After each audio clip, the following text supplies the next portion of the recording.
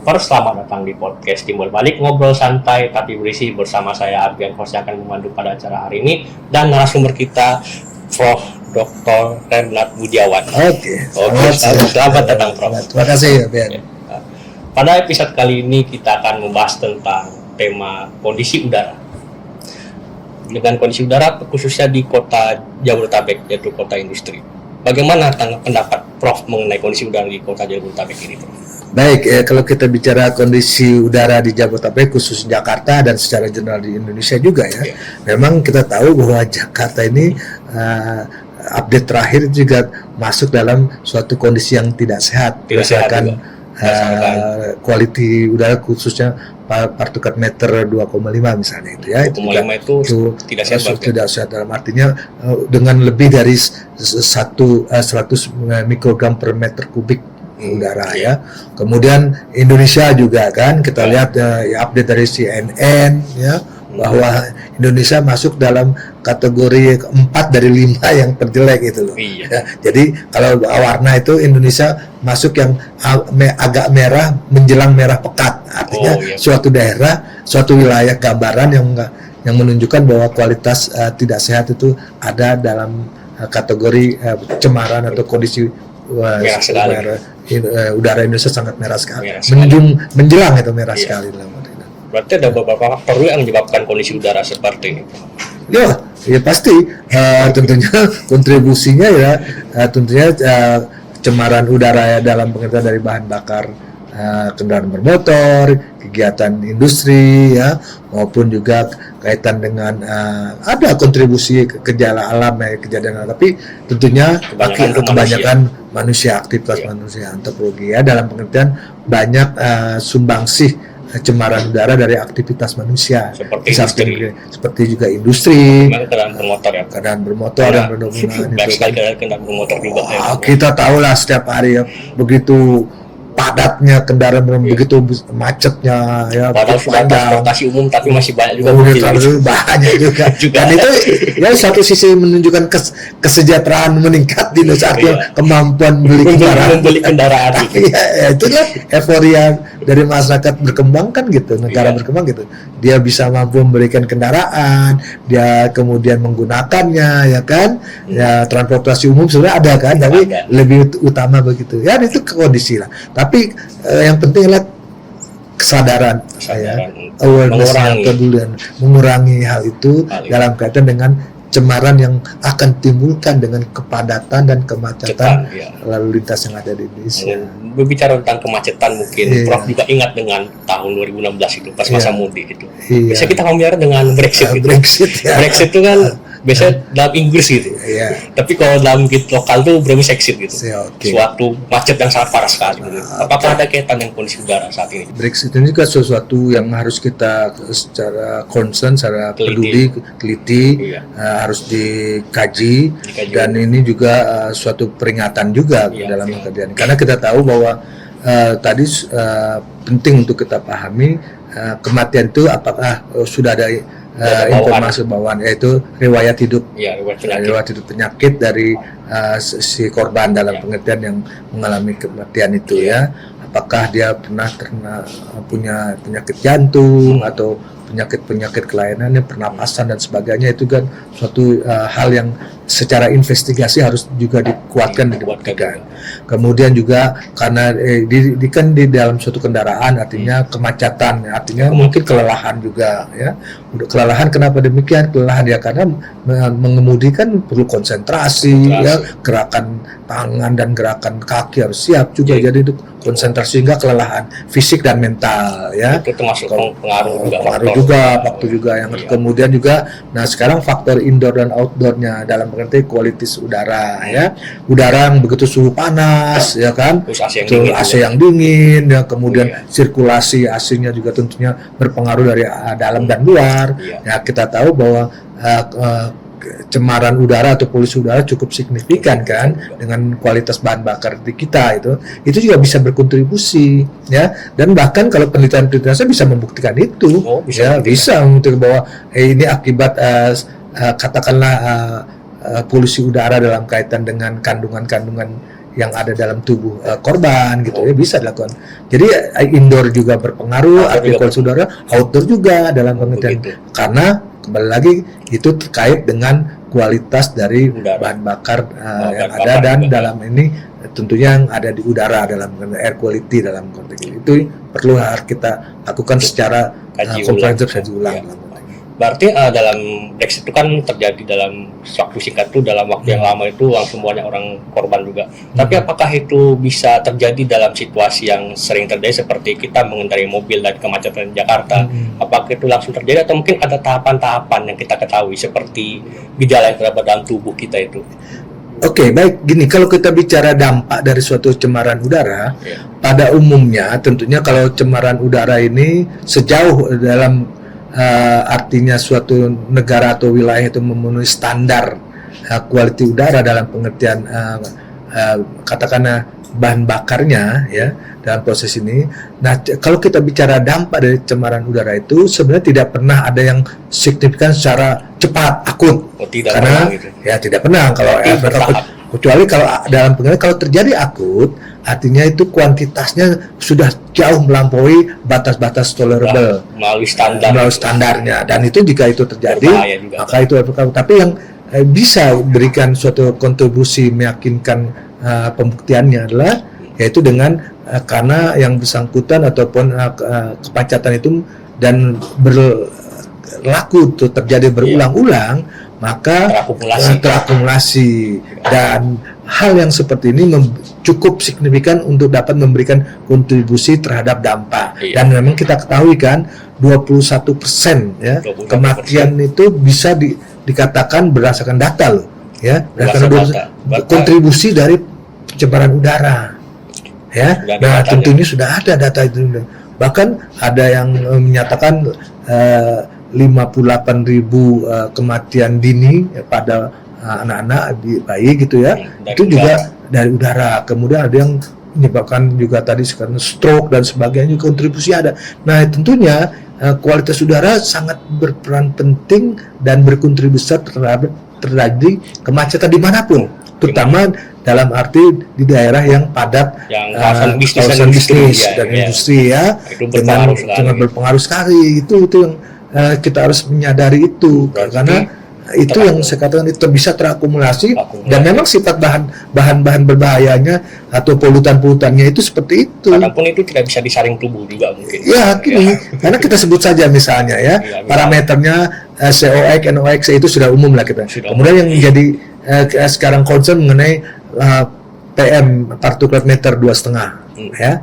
Itu adalah ukuran polutan yang ukurannya di bawah 2,5 mikron ya. Yang masuk ke dalam tubuh kita melalui proses inhalasi ya pernapasan kita dan kita tahu di dalam PM 2,5 itu mengandung ada partikel logam, ada partikel kimia yang berbahaya ya dan kemudian juga ada zat-zat lain yang kemudian masuk dalam tubuh kita dan itu kita terekspos berulang di dalam kemacetan itu jelas akan memberikan nilai tambah terjadinya efek yang menyebabkan gangguan pada kesehatan. Untuk berkepanjangan juga gitu. Iya berkepanjangan dalam konteks Tapi kebanyakan masyarakat itu sekarang menganggap itu sebagai hal biasa seperti kelelahan bekerja atau sebagainya itu.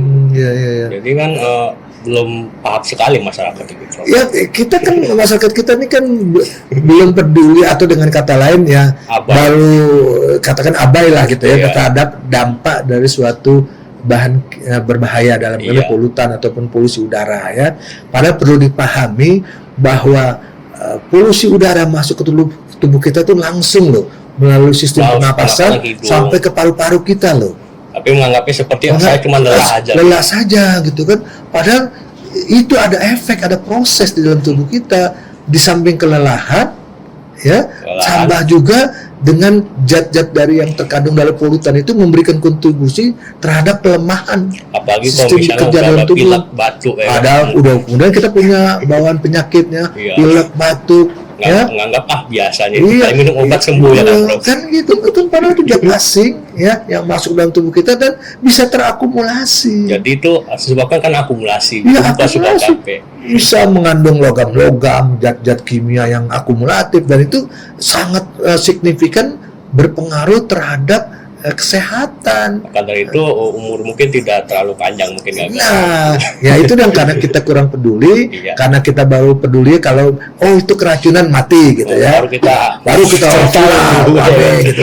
Tapi padahal ada efek yang jangka panjang yang akibat akumulasi polutan-polutan itu yang berdampak ketika kita dalam kondisi lemah ataupun terjadi penurunan kekebalan tubuh dan sebagainya, itu akibat akumulasi itu menimbulkan dampak-dampak yang lebih nyata nantinya. Nah, tapi kembali kita itu biasa.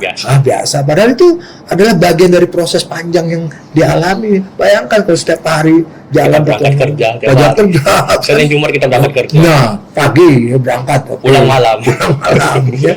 Oke lah, di kantor ada, tapi di kantor juga ada indoor quality ya. Ada AC juga, ada macam-macam kan. Kemudian jadi AC itu memberikan dampak yang negatif juga mungkin. Ya, adalah indikator kan ada namanya indoor quality itu. Jadi kualitas udara dalam ruangan juga punya faktor pengaruh. Kita tidak selama di dalam ruangan, kita keluar. Ya misalnya asbes, misalnya indoor quality itu ada misalnya kita punya lantai kita yang pakai karpet gitu. Itu pengaruh juga ya. Iyalah. Kemudian pengharum dan ruangan macam-macam lah. Apalagi tentunya kita 8 jam sehari minimal ya. Tapi di luar itu tadi kita naik motor atau kita kendaraan mobil ya kan, yang kemudian kemacetan, yang suka tidak suka ya kita akan menghadapi itu dalam waktu yang cukup signifikan dan itu tiap hari ya. Makanya kemacetan itu sudah terbukti memberikan kontribusi terhadap peningkatan terjadinya pencemaran udara yang kontennya adalah mengandung zat-zat berbahaya di situ. Baik, Prof. Jadi kebanyakan isu-isu seperti ini mungkin di KPBB juga mengadres itu sebagai invisible killer karena tidak kelihatan juga, ya kan. Wah, sebenarnya mungkin tidak kelihatan itu bisa bermakna tidak diketahui, mungkin tidak aware. Saya setuju istilah itu, invisible killer. Artinya sesuatu ya katakan itu kan tidak kasat mata. Udara itu tidak kasat mata loh.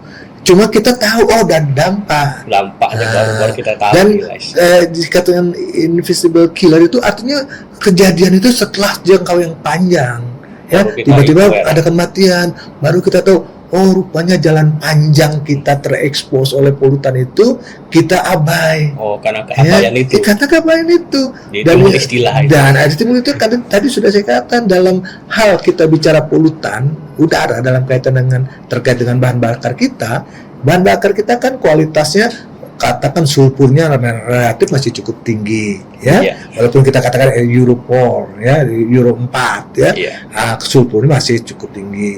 Kemudian ada COX, NOx dan partikulat yang dihasilkan dari proses juga kita memberikan kontribusi yang cukup signifikan ya. Nah, dalam hal ini faktanya masyarakat awam kita tidak bisa melihat itu, cuma kita bisa merasakan ada mulai ya setelah panjang kita terekspos baru terasa mungkin pusing, mungkin hal-hal yang kita tidak nyaman dalam tubuh kita, sesak napas, kembali lagi kita ke alasan ya itu bukan begitu karena karena kita masih belum peduli terhadap invisible killer yang memang akan berdampak pada jangka waktu panjang kalau kita rutin terekspos, terpaparkan setiap waktu, setiap hari dalam hal ini, tiap jam sebagai suatu Prof. Jadi bisa disimpulkan mungkin untuk para people movers sekalian, untuk bisa disimpulkan karena invisible killer itu adalah terjadi karena akumulasi udara yang tidak sehat dan mungkin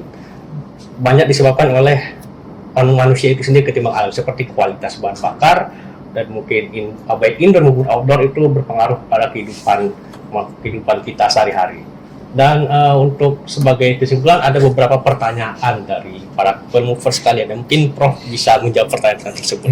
Oke, kita akan masuk ke sesi dalam podcast timbal balik ini yaitu mitos atau fakta. Gimana kita akan meluruskan mitos-mitos ini bersama Profesor Budiawan. Siap. Pertanyaan pertama, ada yang mitos atau fakta? Tanaman di rumah dapat membersihkan udara.